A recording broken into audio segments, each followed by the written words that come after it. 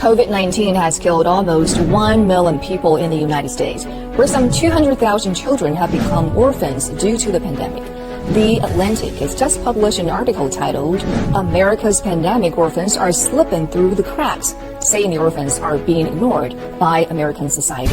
Hello and welcome to this edition of WeTalk. We're Wei and Lee in Beijing. 200,000. This is a startling number.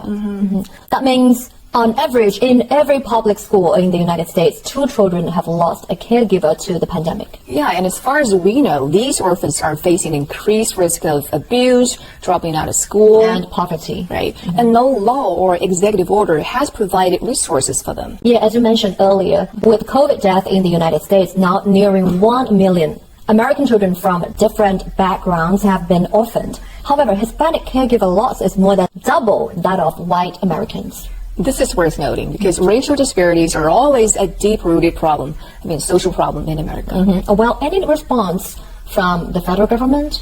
I'm afraid the supportive measures are not meeting the moment. So can we put it this way? The Biden administration has been slow to deal with the current situation. I'm afraid so. Only in the past few months has there been any political movement, but the patchwork of efforts falls far short of a stronger centralized national strategy. And as a result, tens of thousands of children are likely to fall through the cracks.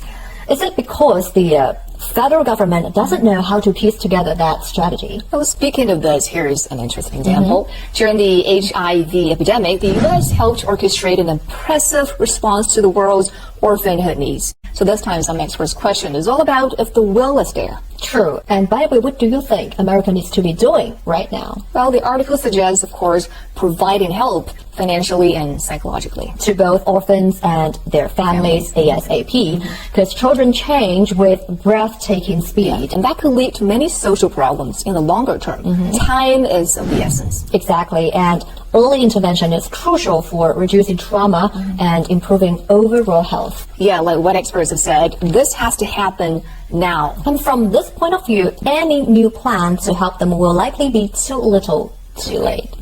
And that's all for this edition of WeTalk. Thank you for being with us. We'll see you next time.